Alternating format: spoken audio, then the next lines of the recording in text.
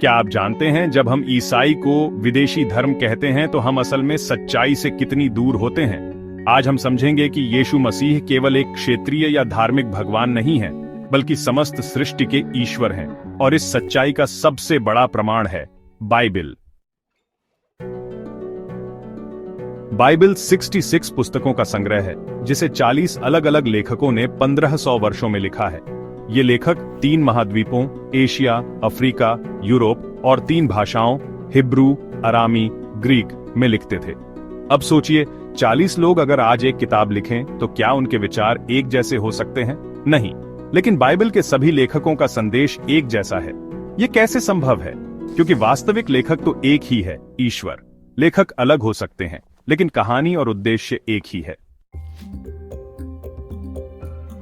Bible का सच सिर्फ इसके लेखकों तक ही सीमित नहीं है। 25,000 से ज्यादा न्यू टेस्टामेंट और 10,000 से ज्यादा ओल्ड टेस्टामेंट की पांडुलिपियां मिली हैं। इनमें 99.5% समानता है। यह अद्भुत है। पुरातत्व भी बाइबिल की सच्चाई को प्रमाणित करता है, जैसे यरीहो का पतन, बेबीलोन का अस्तित्व और यहाँ तक कि यीशु मसीह का ऐतिहासिक प्रमाण। क्या किसी अन्य प्राचीन ग्रंथ के लिए इतने प्रमाण मौजूद हैं? नहीं। यह दिखाता है कि बाइबिल केवल एक धर्म ग्रंथ नहीं, बल्कि ईश्वर का जीवित वचन है। बाइबिल सिर्फ इंसानी बुद्धि का काम नहीं है। 2 तीमुथियुस 3:16 कहता है, सारी पवित्र शास्त्र ईश्वर की प्रेरणा से लिखी गई है, यानी यह वचन सीधा परमेश्वर का है। यह बात स्पष्ट करती है कि इतने अलग अलग समय, स्थान और लेखकों के बावजूद बाइबिल का संदेश एक जैसा क्यों है। यह संभव नहीं है कि यह सब सिर्फ इंसान की कोशिश से हुआ हो।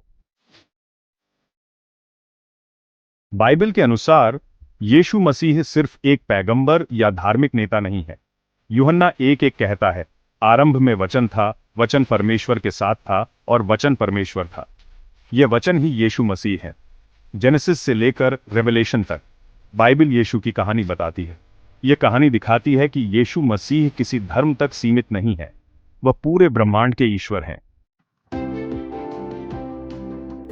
तो दोस्तों, आज हमने जाना कि बाइबिल एक धर्म की पुस्तक नहीं है, ये एक जीवित वचन है। यीशु मसीह केवल ईसाई धर्म के लिए नहीं, बल्कि पूरी मानवता के लिए है। अगर आप भी इस सत्य को मानते हैं तो लाइक करें, सब्सक्राइब करें और अपने दोस्तों के साथ शेयर करें, कमेंट करें। यीशु मसीह ही मेरे ईश्वर हैं। अगले वीडियो में हम बात करेंगे नाज़रेथ द लॉस्ट सिटी। तब तक के लिए शांति और आशीर्वाद।